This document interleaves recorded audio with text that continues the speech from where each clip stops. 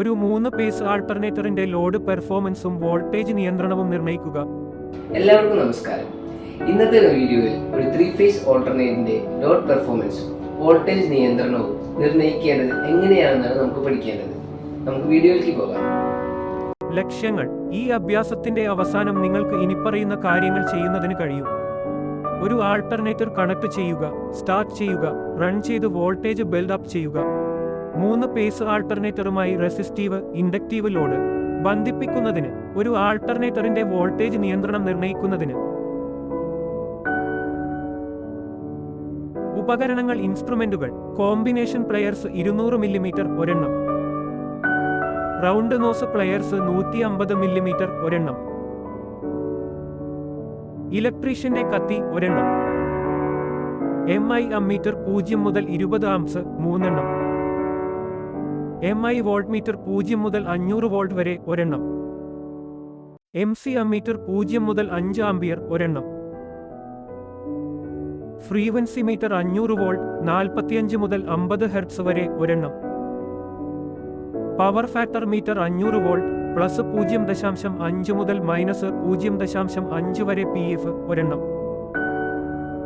Tachometer 300 മുതൽ 3000 വരെ RPM ഒരെണ്ണം.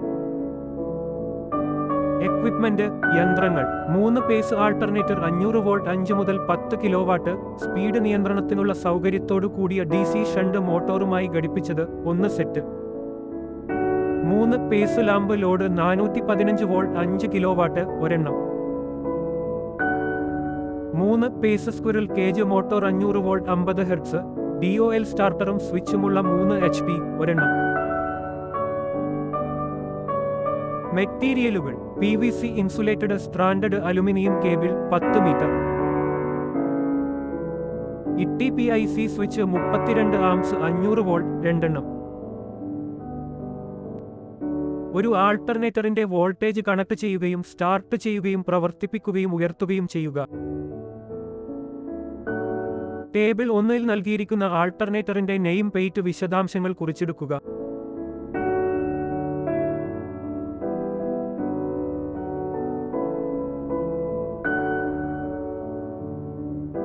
റേറ്റ് ചെയ്തിട്ടുള്ള ശേഷി പ്രകാരം കേബിളുകൾ, ഫ്യൂസ് വയറുകൾ, സ്വിച്ചുകൾ മുതലായവയുടെ ശരിയായ വലിപ്പങ്ങൾ തിരഞ്ഞെടുക്കുക.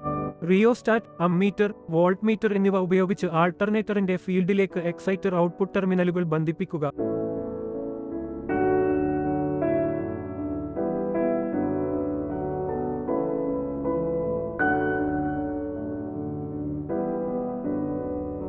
സർക്യൂട്ട് ഡയഗ്രം പ്രകാരം ആൾട്ടർനേറ്റർ ടെർമിനലുകൾ R-Y-B-യും N-ഉം ലോഡിലേക്ക് ബന്ധിപ്പിക്കുക. ലോഡ് സ്വിച്ചുകളും ലാമ്പ് ലോഡിന്റെ എല്ലാ ലാമ്പ് സ്വിച്ചുകളും ഓഫ് സ്ഥാനത്ത് ആയിരിക്കുന്നുവെന്ന് ഉറപ്പാക്കുക.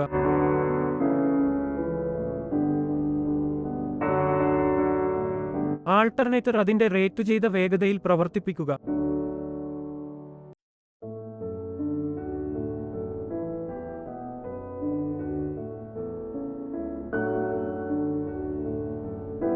വേഗത അളക്കുകയും എഴുതിയിടുകയും ചെയ്യുക. ആൾട്ടർനേറ്ററിന്റെ റേറ്റ് ചെയ്തിട്ടുള്ള വോൾട്ടേജിലേക്ക് ഫീൽഡ് റിയോസ്റ്റാറ്റ് ക്രമീകരിച്ചുകൊണ്ട് അതിന്റെ വോൾട്ടേജ് ഉയർത്തുക. അത് നോക്കി മനസ്സിലാക്കി എഴുതിയിടുക. റെസിസ്റ്റീവ് ലോഡുള്ള ഒരു 3 പേസ് ആൾട്ടർനേറ്റർ ലോഡ് ചെയ്യുക. ലാമ്പ് ലോഡിന്റെ ITPIC സ്വിച്ച് ക്ലോസ് ചെയ്ത ശേഷം ലോഡ് കറന്റ് 0 ആയിരിക്കും. ടെർമിനൽ വോൾട്ടേജ്, പവർ ഫാക്ടർ, ആവൃത്തി എന്നിവയുടെ മൂല്യങ്ങൾ പട്ടിക 2-ൽ എഴുതിയിടുക.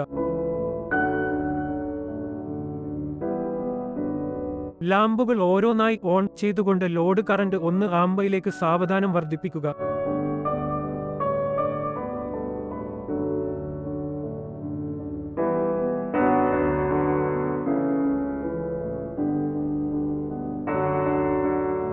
എല്ലാ റീഡിംഗുകളും പട്ടിക 2-ൽ എഴുതിയിടുക. 1 ആമ്പ് എന്ന കണക്കിൽ സ്റ്റെപ്പുകളായി ലാമ്പുകൾ ഓണാക്കിക്കൊണ്ട് ആൾട്ടർനേറ്ററിന്റെ എല്ലാ 3 ഫേസുകളിലും ലോഡ് കറന്റ് അതിന്റെ റേറ്റ് ചെയ്തിട്ടുള്ള മൂല്യത്തിലേക്ക് തുല്യമായി വർദ്ധിപ്പിക്കുക.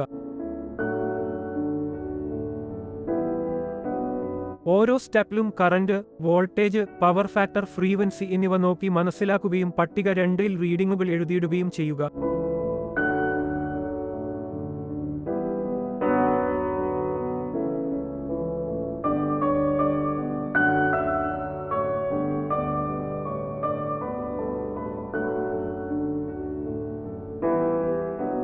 ലോഡ് ക്രമേണയായി 0-ലേക്ക് കുറയ്ക്കുക.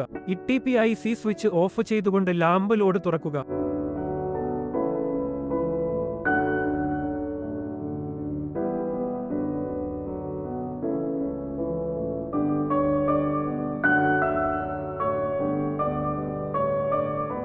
മൂന്ന് പേസ് മോട്ടോർ ഇൻഡക്റ്റീവ് ലോഡ് ഉപയോഗിച്ച് 3 പേസ് ആൾട്ടർനേറ്റർ ലോഡ് ചെയ്യുക. മോട്ടോർ ലോഡിന്റെ ITPIC ക്ലോസ് ചെയ്യുകയും DOL സ്റ്റാർട്ടർ കൊണ്ട് മോട്ടോർ സ്റ്റാർട്ട് ചെയ്യുകയും ചെയ്യുക. Load current, terminal voltage, power factor, frequency എന്നിവ നോക്കി മനസ്സിലാക്കിയ ശേഷം അവ പട്ടിക 3-ൽ എഴുതിയിടുകയും ചെയ്യുക.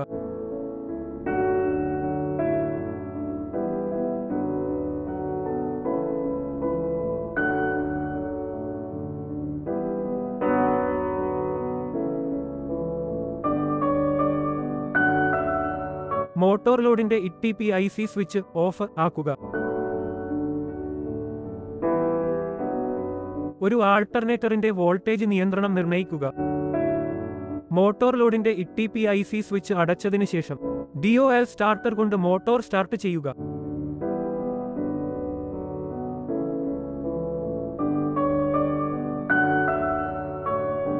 ലാമ്പ് ലോഡിന്റെ ITPIC സ്വിച്ച് കൂടി അടച്ചതിനു ശേഷം 1 ആംപിയർ എന്ന കണക്കിൽ പടിപടിയായി ആൾട്ടർനേറ്ററിന്റെ റേറ്റ് ചെയ്തിട്ടുള്ള മൂല്യത്തിലേക്ക് ലോഡ് കറന്റ് കൂട്ടുക.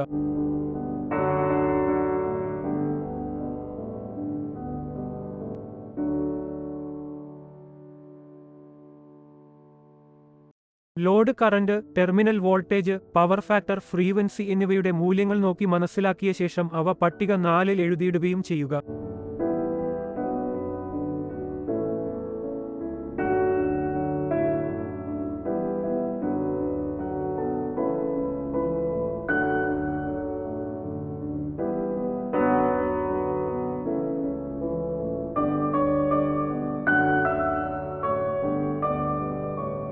ലോഡ് കുറയ്ക്കുക. ആൾട്ടർനേറ്റർ സ്വിച്ച് ഓഫ് ചെയ്യുക.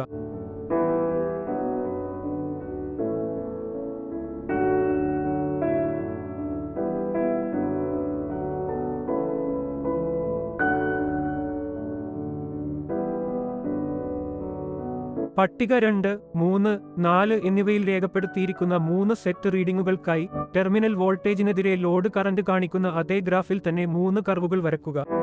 Y അക്ഷത്തിൽ ടെർമിനൽ വോൾട്ടേജും X അക്ഷത്തിൽ ലോഡ് കറന്റും കാണിക്കുക.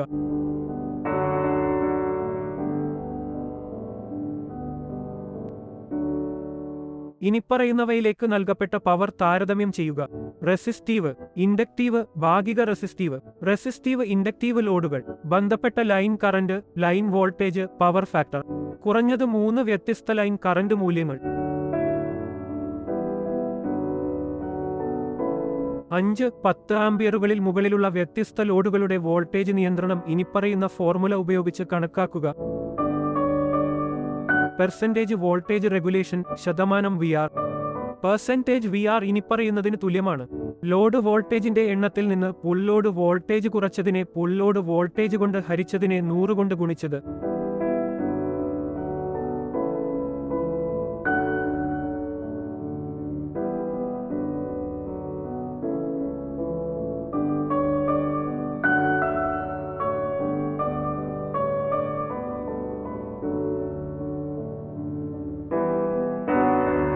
മുൻപറഞ്ഞ സ്റ്റെപ്പുകളെ അടിസ്ഥാനമാക്കി 5, 10 എന്നീ ആംപിയറുകളുടെ നിഗമനം.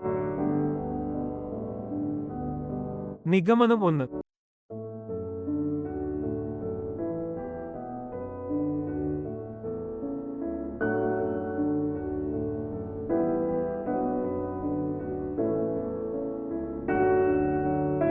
നിഗമനം 2.